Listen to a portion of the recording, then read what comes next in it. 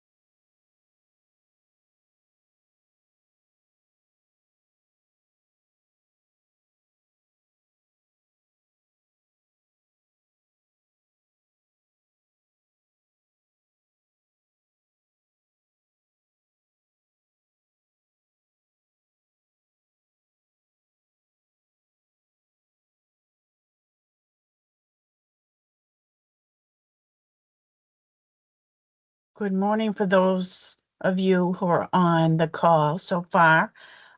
There's only like 5 of us, so we'll, we'll give it a few minutes, and also Demonstrated Success will be joining us to do most of the presenting. So Mike Swartz and Heather Jenkins. So I'm sure everybody will be joining us all at once in the next 5 minutes or so.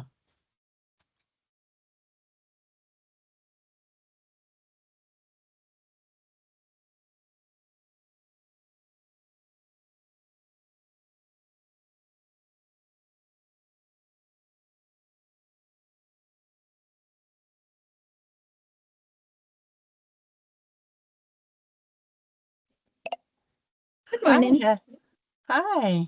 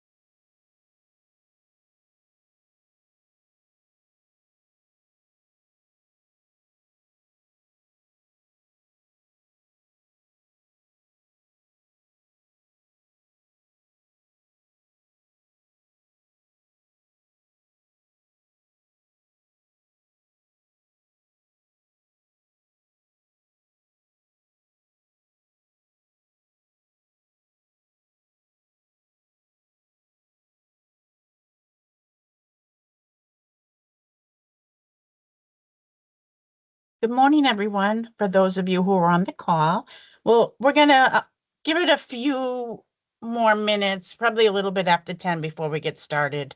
There's over 70 people registered, so they may be logging in now or in the next few minutes.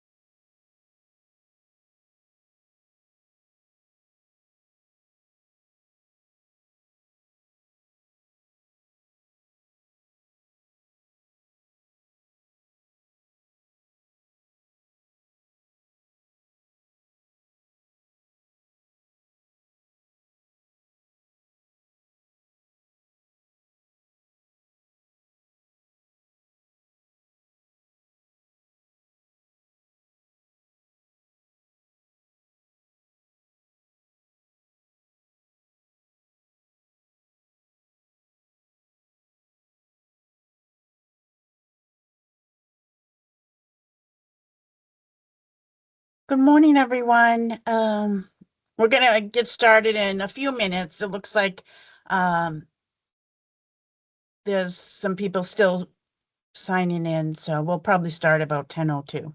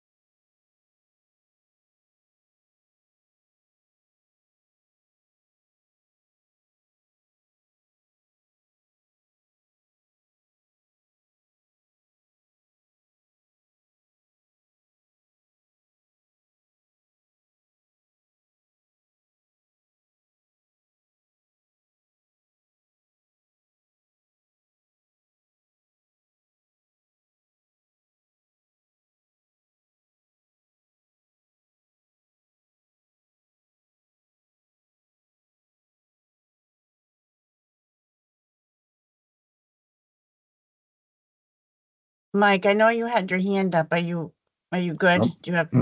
I'm good now. I couldn't unmute myself or something, but I think I can now. Oh, yeah, Thank you you. know what? I went in and changed both you and Heather to presenters, so I think that might have been the issue. Thank you.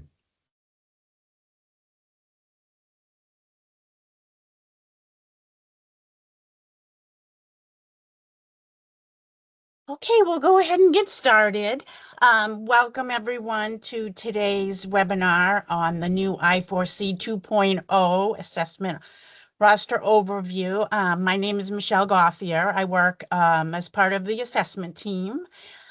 We do have a few members of the assessment team also on the call, and they will be helping answer questions as we go through the webinar. Now, there is a Q&A if you want to type in your questions, and we will also answer some questions live as well after the webinar finishes up. And I'd like to introduce Heather Jenkins and Mike Swartz from Demonstrated Success. Heather and Mike will be doing some of the presenting on our new system here, and we're all going to be learning this together, even the assessment team. So it'll be a great time and good addition. Okay, go ahead, Heather or Mike. All right, I can go ahead and get started. Mike, did you want to say something before I got started? You're muted. No, I'm sorry. You're good to go, Heather. Okay. Please. Thanks so much. Okay. All right. I'll start by sharing my screen and just talking in general. The assessment roster is now going to be in i4see 2.0.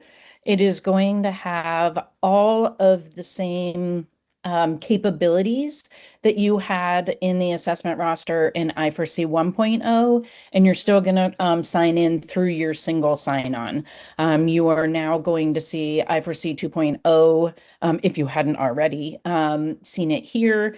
And the assessment roster has been turned off for most of you for i4see 1.0. I'm in a test environment today, so a little bit of what I'm seeing is, or what you might be seeing is sort of a demo mode. So hopefully we'll be able to get everything that we need to in here.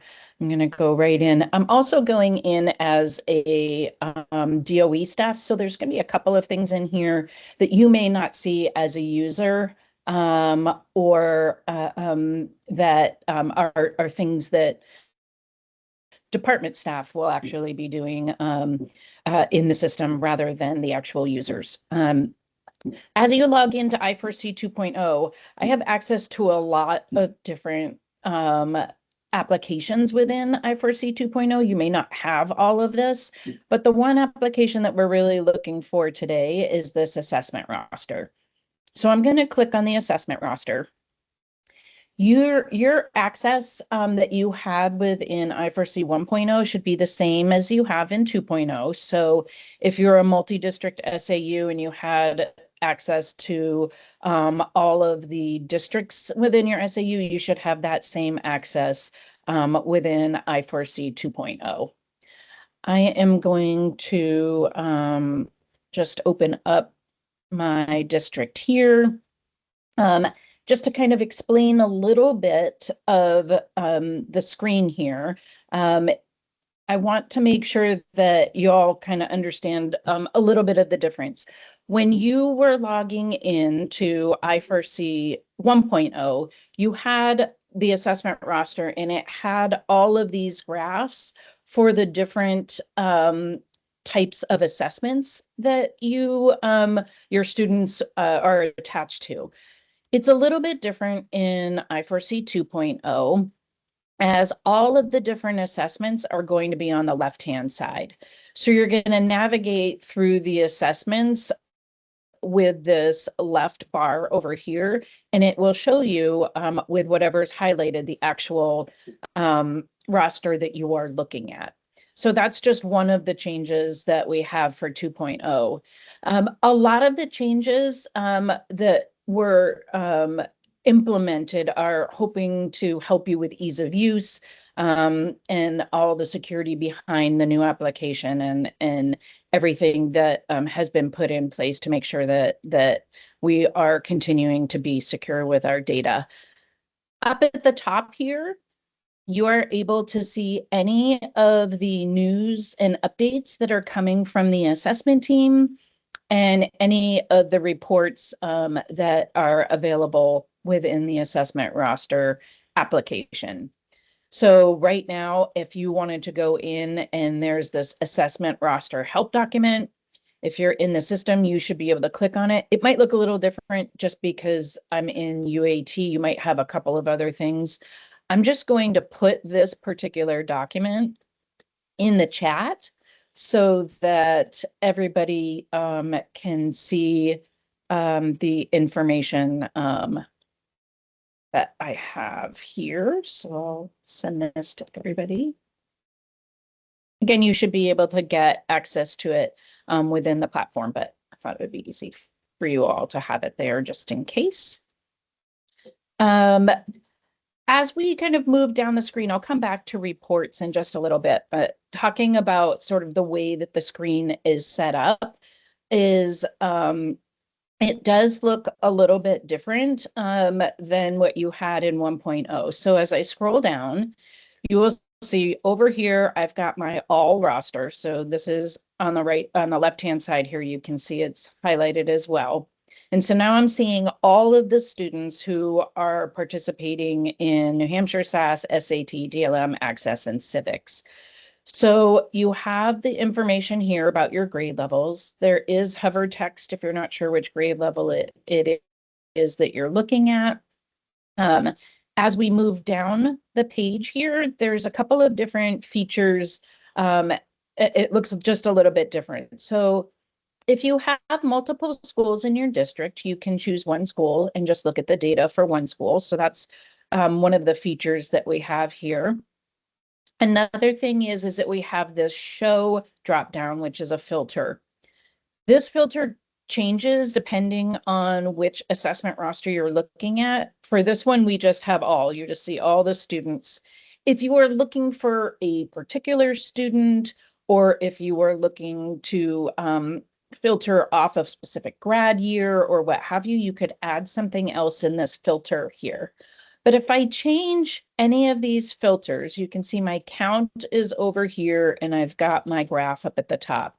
If I change this to say, I just want to see my elementary school, you'll see that your counts change and so does the graph up at the top. Any one of these filters is changing the graph that you're seeing here. So you just want to be cognizant of some of the filters that you have. And if you want to get rid of filters, you want to make sure, okay, I want to see all of my students again. But you want to make sure that you're getting all the information back that you were hoping to see. So the filters are great to be able to look at specific information. In addition to the filters, you are able to filter these little, the lines here shows that any of these can be filters. Now, my particular screen looks a little bit different. You just, so you know, you have scroll bars on the right-hand side, and then you also have a scroll bar that goes across because there's more information on this screen than you can see at one time. Depending on your computer, you can also use, like if you have a touchpad, you might be able to use the touchpad. But some folks have had a little bit of trouble getting down to the bottom of it. So I just want to make sure you know that there's that and that there's also this particular scroll. So you should be able to scroll right through the information. All of the columns that you have here are similar to what you had in 1.0. You've got here, sorry.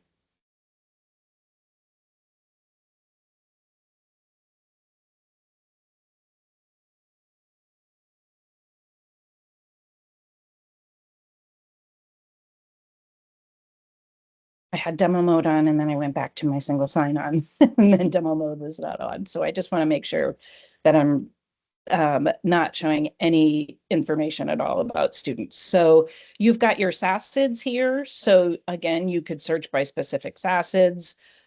You've got your last name, first name. Every one of these columns has a minimum and maximum width, so you can click and drag if you need to see a little bit more information. The date of birth column, if I wanted to see anybody who was born, let's say in 2010, I could click 2010. It contains 2010, and now these are all my students that were, born in 2010. So there's a lot of capabilities for filtering and looking at the information on this particular screen. As I scroll across, you'll see any of the particular assessments that these students are attached to. You'll see whether they're, if they have an IEP or not. You can see whether they're taking the DLM or alt access. And you can see if there's any exemptions or you can add exemptions in here.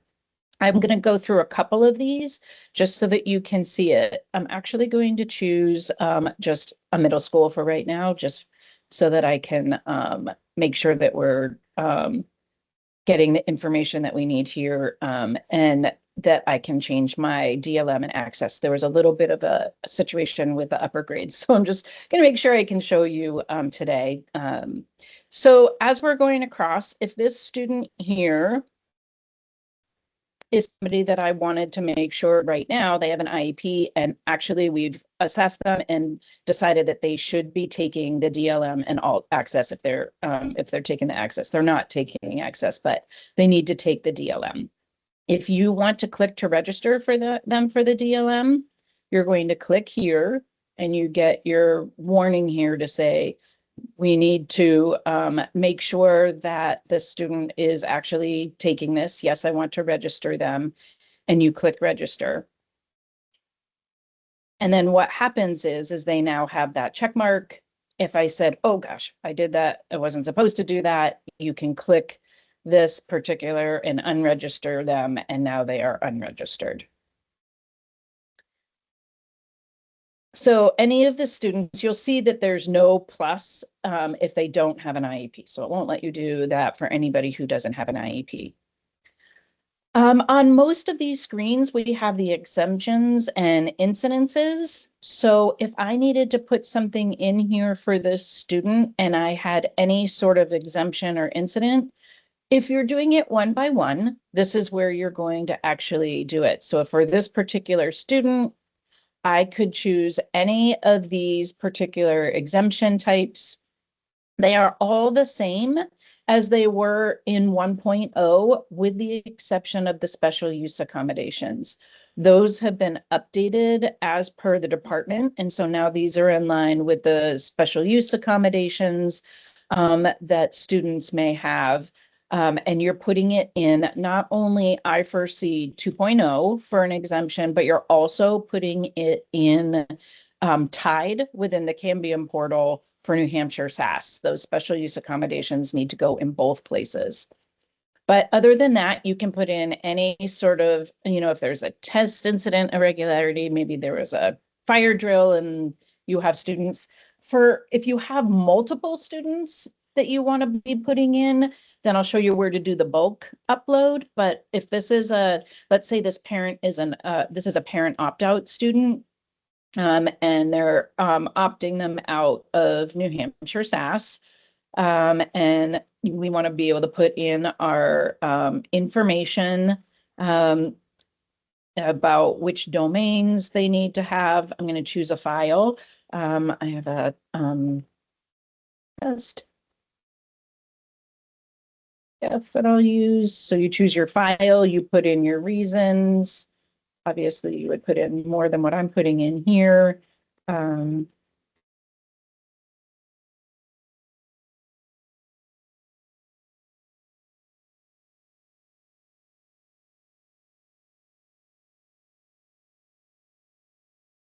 then the yes or no, if the building admin has been notified, and then you go ahead and click save. This student will now show with the request, and you can go in here, you can view the existing requests. So if there was more than one, I would be able to select the one that I wanted to look at. If I needed to submit a new request, I could submit another request here, and so on and so forth. So this is the way that the screen works in i4see 2.0. If you were looking to do a bulk upload for exemptions, like you did have a fire drill and there was a test, an interruption in test, this is where you're going to do the bulk exemption upload.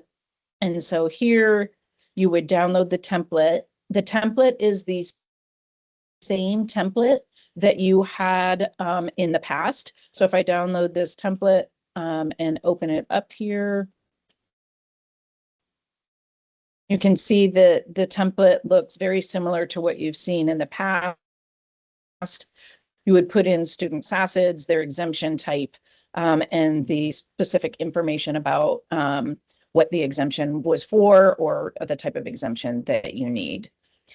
This particular document would then, you would choose a file here. You would choose your bulk exemption upload. I'm going to get some errors because my SACIDs are not going to match. So here are my errors. So if you did have something that was not input correctly, it will tell you what row it's in and what the information that is incorrect is. If I didn't have any errors, the information would show up here, and then I would be able to upload file, just like you did in 1.0.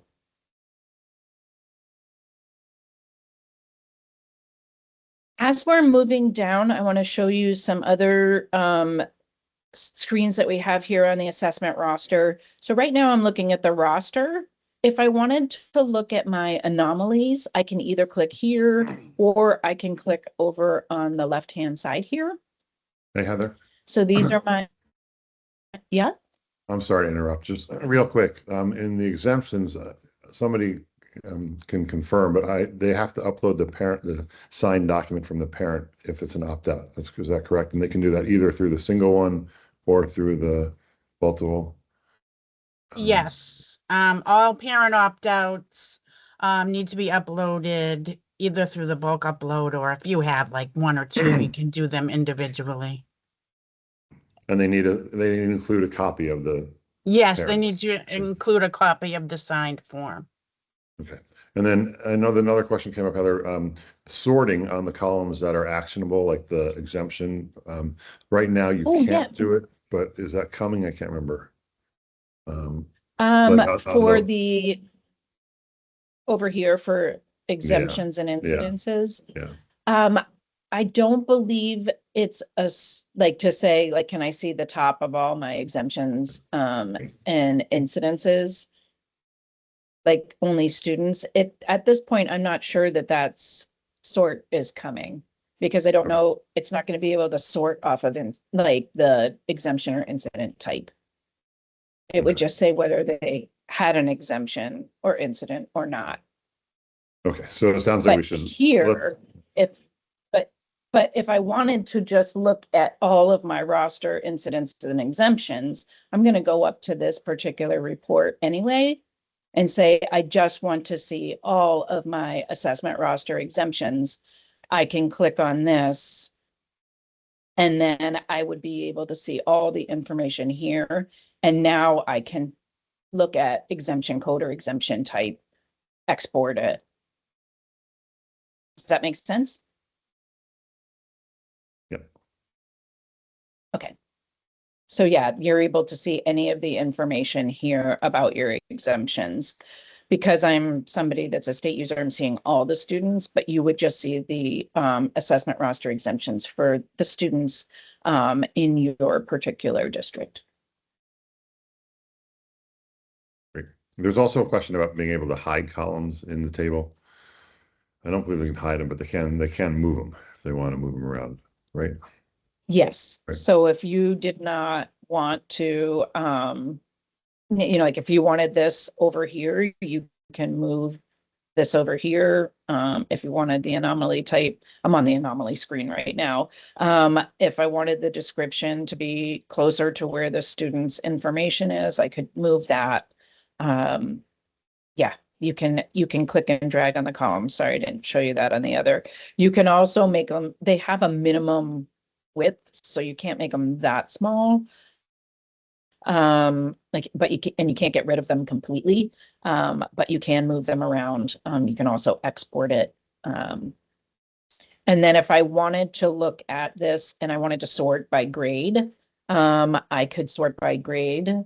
And then, the opposite. And then when I click again and there's no arrows, that's back to the original sorting, which is usually by SACID and then first name, last name. Heather, the column sizing and everything, that doesn't persist, right? As soon as you leave this page, it's going to be reset the next time you come back, or? If I go to so right now I have SACID and needs attention. If I go to my roster again, and then I go back to anomaly, it doesn't stay there. Yep. So it does not persist across different pages. And then you also There can, was you some can export too, which you can then export Yep. and hide, filter, whatever you want. Yep, and there was some conversation about keeping,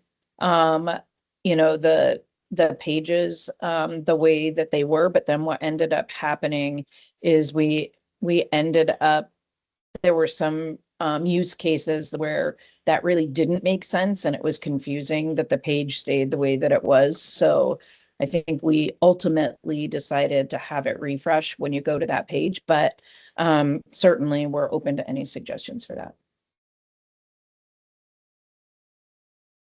Okay, so here is the anomaly particular screen and what you can see for your anomalies. This is similar to what you had in 1.0, so you're able to see a lot of the information about the anomalies here. A lot of my fields are blank just to de-identify, but they won't be blank for you. You've got the same, you can choose specific schools if you wanted to choose specific schools. There is the anomaly types here where you're able to choose. If I only wanted to see missing an index roster record, I just don't happen to have any. If I wanted to see overlapping entry dates, which is what most of mine are, I could see those anomaly types, or an access school change. Change back to all, and then I see my filter for all. They just happen to be all the same anomaly types for this particular example.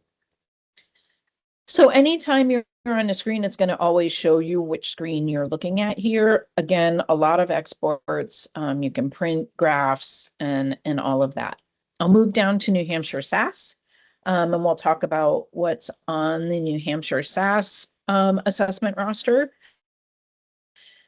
Once this paints, you'll see it's going to default to any of those testing students. So you can see your grades here are your current testing grades. I have all my schools here and I have testing students. This particular screen, you're able to see not just your testing students, but you can include those what we call interim grades. And you can see all of your students as well. So now I've got my kindergarten, my first, my second, everybody is represented in my counts now. And then I can change back to my testing students and my counts change. As I'm going down to the bottom here, I can again see the roster. I can export it over here, and I'm just going to go across the screen here to show you some of the information on here. So this test center, depending on how long your school name is or what have you, you might need to open this. If I wanted to change the test center for this student, this is that override test center. You click right on here, and then I would choose the test center here. I can choose any school that I needed to, or what have you, for the particular test center. So you choose that, and then you go ahead and save. Mine is not going to save because I have it hard coded to just say high school. So it's not going to say Hillsborough Deering. When I change this, it's still going to say high school 1. But it would say Hillsborough Deering here for you as you change it. I'm just trying to de-identify information here. It will show you one of the big things that I didn't explain on the all screen, but the out of district placement, it used to be a checkbox here, and you could say include OOD or not. Here is where you're going to do that now. So if you did not want to include out of district schools, I could say I just want to see all the students who are not in out of district placement. And now these are my counts, and I'm not seeing any out of district placement here. It's telling me that I also have a filter on this particular column here. So this is where you're going to be choosing whether you want to include OOD or not. Take that out, just change my sort the way that it was. As I'm scrolling across, this screen also has the exemption and incidences. So you can do your individual exemption requests or incident reports on this screen as well. Whatever you do on the all, whatever you do on the New Hampshire SAS, it goes across, obviously. So if I do it here and then I look at this student on the all rosters, it will show their exemptions and incidences. That's pretty much for the New Hampshire SAS. I'll pause there for just a second before I move to SAT and see if there's anything in the wings for questions or Heather, can I ask a question? additional thoughts. Mike, it's actually for Mike. We're still planning to add the student cards for schools to print out for students. Yeah, okay. There was a Yes. question about that, and okay, yeah, it will be available maybe in the next couple weeks, maybe.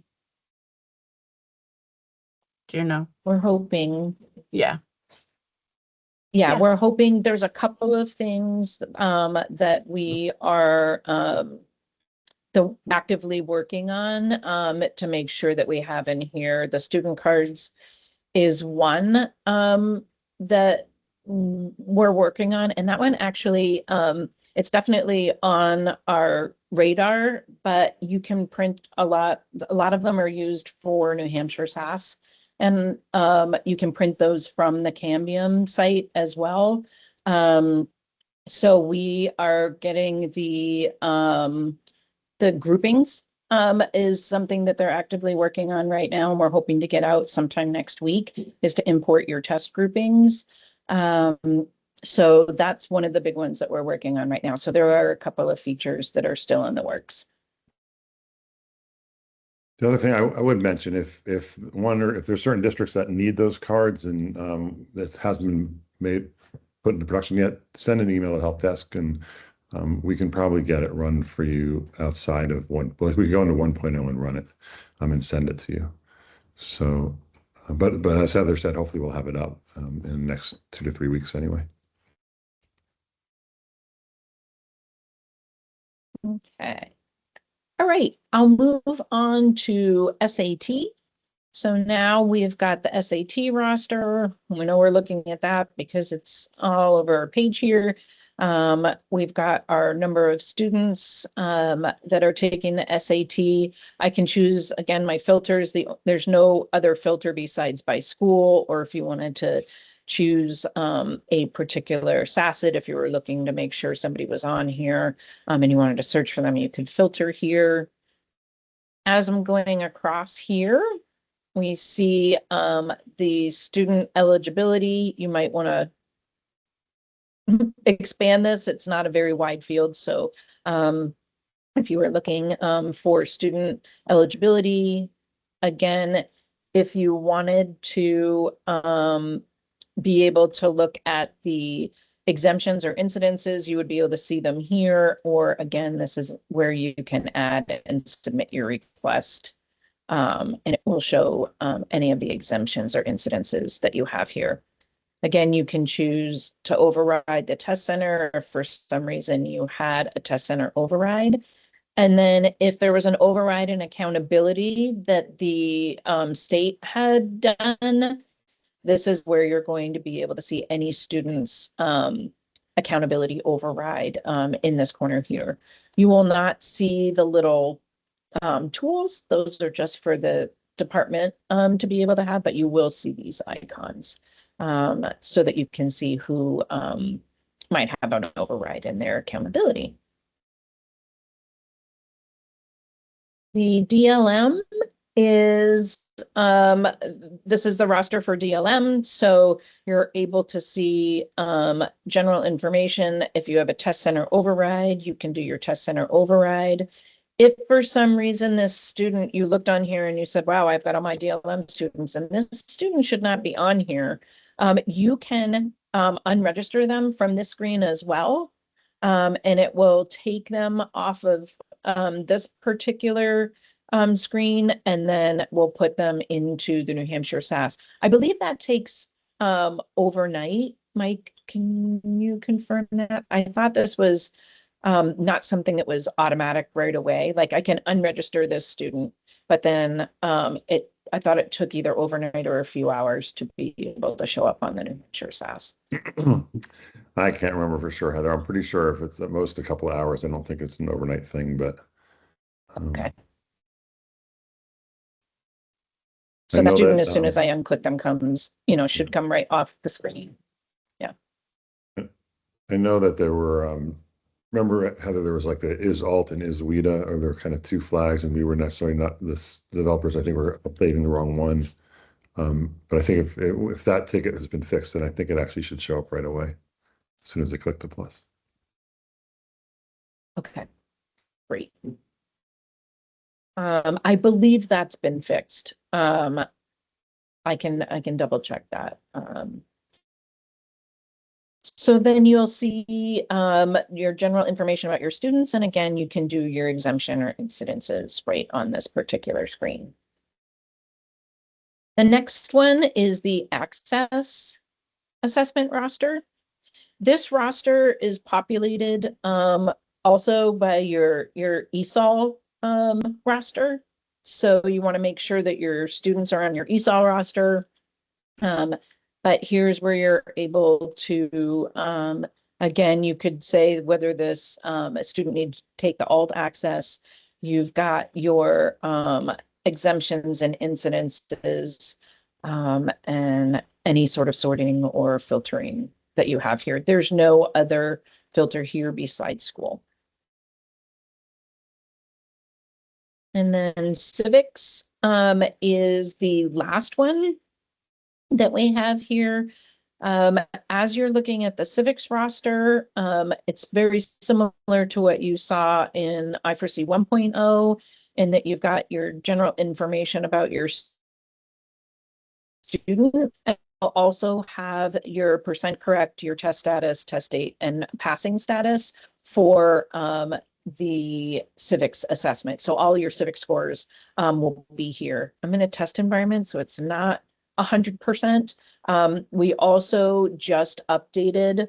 I think that there was an error with the assessment roster, possibly up until a little bit earlier this week, that the passing was 75 instead of 70%. So if that isn't fixed yet, it will be in the next little bit of time. For some reason, the flag was set improperly, but I know that that was a database change, so I thought it could be done at any time.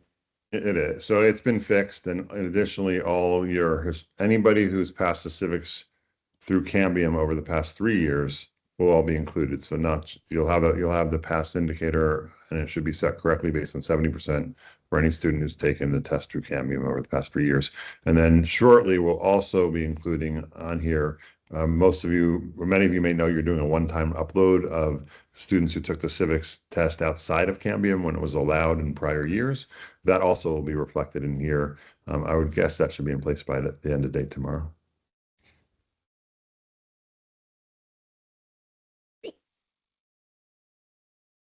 All right, so that's what I have here. I want to open it up to questions, or if there's any questions in the chat that we can try to answer. There's a couple questions that just came in about civics. Particularly the roster, I guess. Is the passing score set as both criteria oh, wait a minute. Is the passing score set as criteria in both Cambium and i4see 2.0? Does anyone want to take that one? Okay. Cambium is set at 70% or greater. Like if you got a 69.8, that does not round up to 70%. That's a non-passing score. There was a glitch with i4see 2.0 where that was 75%. And that's what Mike was saying, that I believe it's been fixed. If not, it will be fixed literally momentarily. Yeah. I just looked. Yeah. Oh, another question. I'm seeing students who I know have tested in civics and passed. However, it does not reflect their scores in my roster. I mean, I assume, is that the case maybe that they tested in civics outside of Cambium? Like they took. That's what I was just going to ask, Mike. Yeah. Go ahead, Ashley. Oh, that's exactly what I was just going to ask, Mike. You're reading my mind. It's possible that students tested outside of the Cambium system on district or school created assessments that met the letter of the law. In other words, they took the USCIS civics assessment on district created assessments, which did meet the letter of the law prior to July 1st, 2025. But after July 1st, 2025, that is no longer compliant with the state's with the New Hampshire legislature's new version of the law. And so we have to kind of catch up with that law and put in place systems whereby it's easier for schools to meet the letter of the law there. So maybe maybe I need more information on that question. I'm wondering too, we had just talked about it yesterday. We were on a call that we get a nightly file from Cambium for the civics results. So maybe there's something that's, a gap in that somehow, that the civics results are somehow not coming and being populated into i4see 2.0, but I don't know. It should be coming in every night. So it should be coming in every night. So if that's the case, if these are students who you believe took the test in Cambium, then please email help desk with a couple of SASA numbers and we can take a look at doing it. Otherwise, if it's the ones that were taken outside of Cambium, those will be uploaded by somebody in your school district through the ESP one-time survey. And that data again will be reflected in here. Once you've uploaded it there and you've certified it, it'll be reflected in here. And that update to i4see 2.0 should be in place by the end of the day tomorrow. And that survey is out. It's in the hands of superintendents and their designee and or their designee. And that is running until the end of March 27th. So that's how long districts have to collect that data. This has been in the works for a long time, meaning superintendents have been wanting this. This has been needed and requested from the field for a long time. So this is not necessarily the first time most folks are learning about it, though it may be the first time you are learning about it. And if you have information or scores from students who took the assessment, it will be important perhaps that you communicate with your district leadership or principal or whoever to make sure that all those data are collected. And again, these are not scores that were recorded in Cambium. These are scores that were taken on school or district created assessments that were in fact the USCIS civics assessment, meaning the naturalization exam as called. So it has to be that assessment. It has to be those assessment results. Those are being collected by us. Thanks.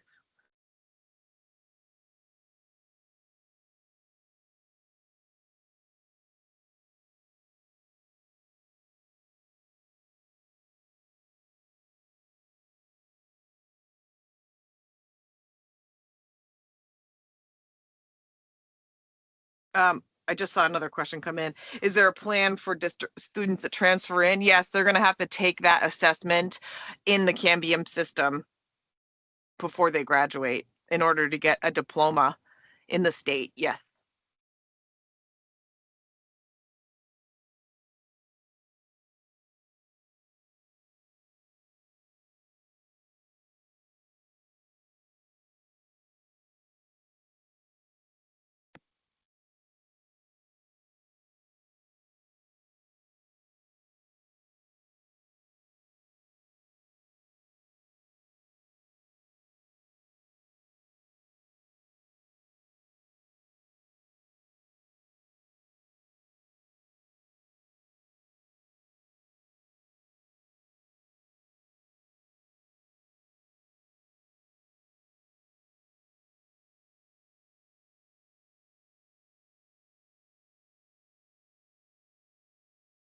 It looks like we're mostly fielding questions in the chat, but if anybody wants to come off of mute, if they have a question they want to ask live, feel free.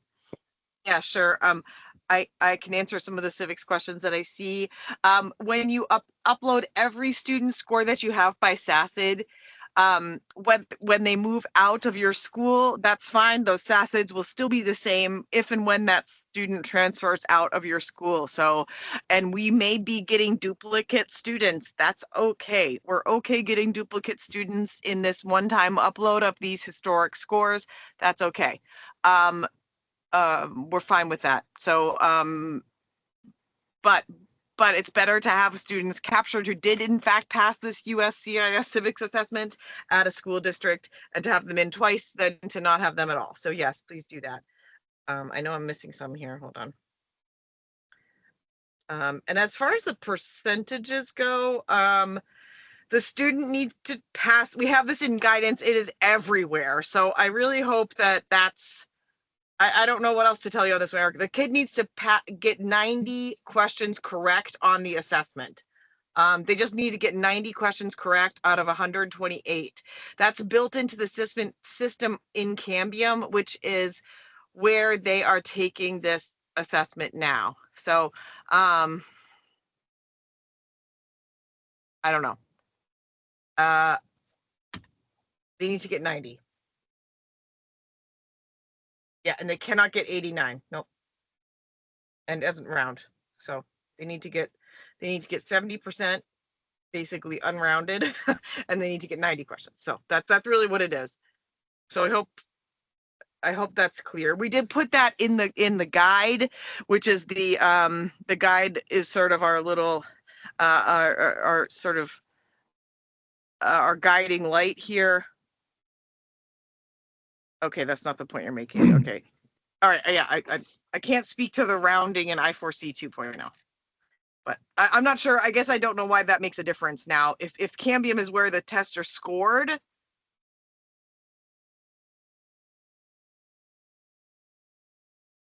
Yes, for sure. I can put that guide in the chat. It's also on the website.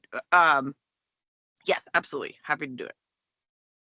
I pulled it up. Ashley, I'll drop the link in now. Oh, thank you.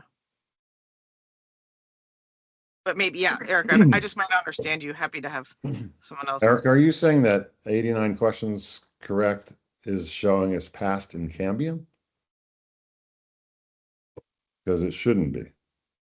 No, you're not saying that. Okay. But you're saying it's showing as passed in i4see 2.0? Huh. That might be because it was 70. Well, no, never mind. If that's the case, thank you, Erica, for letting us know. And that is definitely a mistake. I'm looking now to see what you're saying.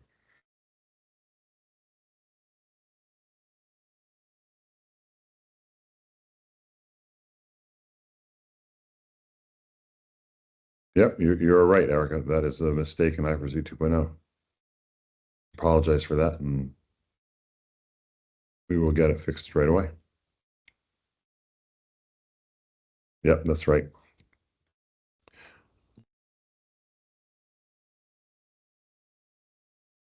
So for everybody else, to make sure you understand that if you are looking at students who passed in i4see 2.0, make sure that the pass correct percentage is 70 or above. If you're seeing somebody who's passed at 69.53, then that is a mistake, and we're going to be correcting that.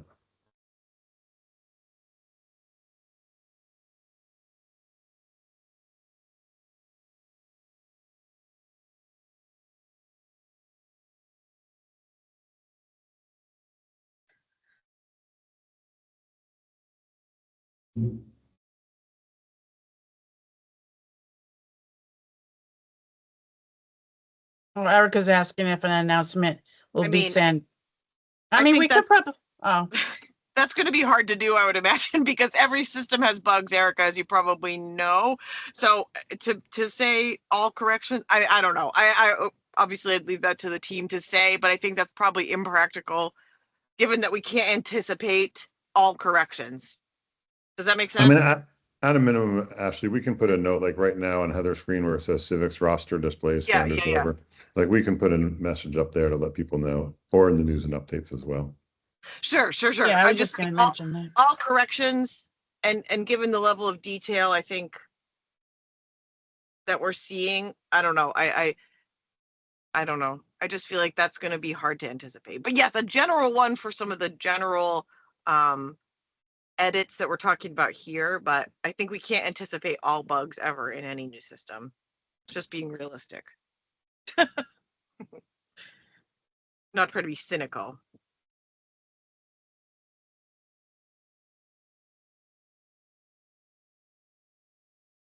And by the way, Michelle, Heather's having some internet issues, so she may or may not be able to speak. Oh, okay. Did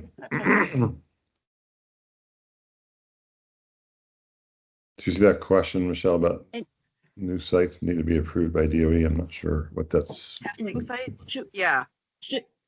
Julie, yeah, I can address that question. But Michelle, feel free to jump in and correct or add to my response. But for sites I think that was referring to offsite or students that are out of district and where they test. It might be a new location for you, but it's possible that, other districts have students at that site already. So we have a pretty decent list of out of district placements that already have testing set up for either the SAS or the SAT, the New Hampshire SAT. So feel free to submit a help desk ticket if you do have any students that are at a new site for you. They may already be set up. But if it is a brand new site where no New Hampshire student is, then yes, we will want to work with that offsite to get them set up for New Hampshire assessment.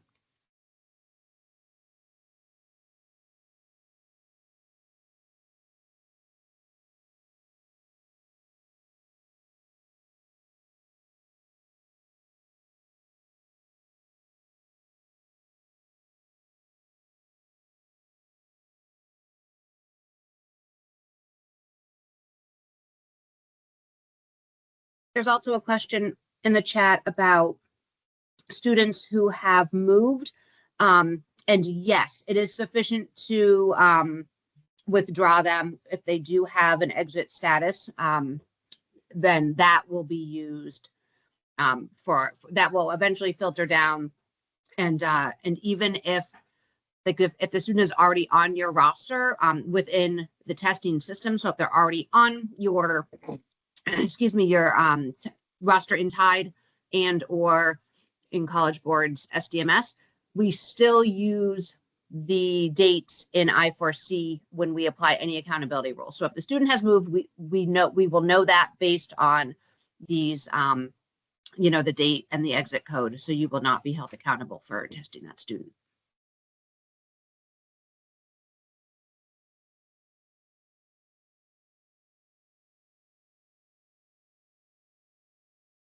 I just wanted to bring up something in the chat as well. It's about the anomalies. There seems to be more anomalies in 2.0 than in 1.0. It looks like it's flagging any transfer student into our district.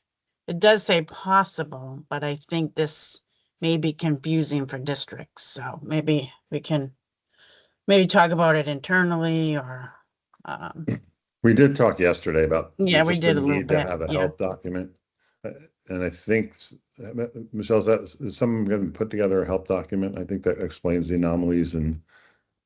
Yeah, that will be in the works. Yeah. Probably in the next couple of weeks. Yeah. Thank you for the feedback.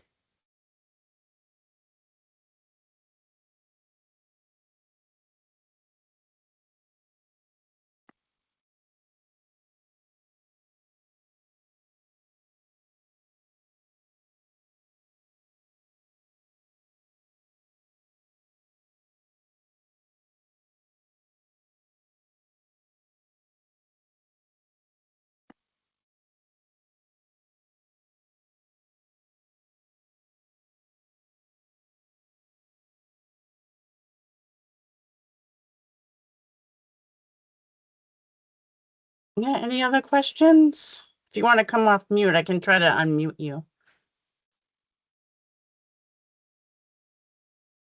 Yeah, if you raise your hand, maybe Michelle, we can use that system if you have to unmute people one at a time, maybe if anyone raises their hand. And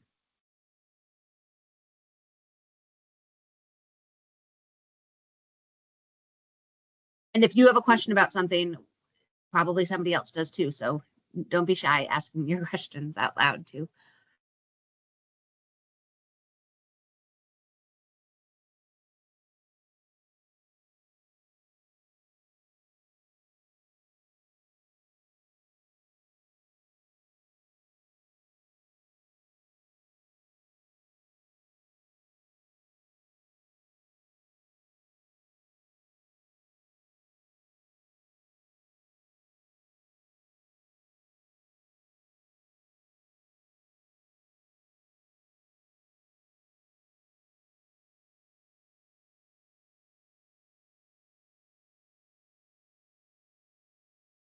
We'll give it another minute or two. Then we'll end the meeting.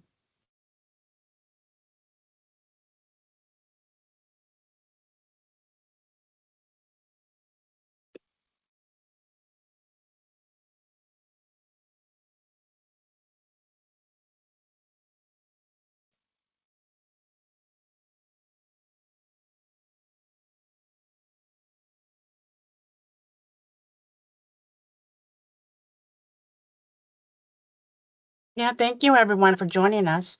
Feel free to stay on if you want to ask a question, if one is popping up in your head right now, but otherwise we'll end the call. Nice to see everyone virtually.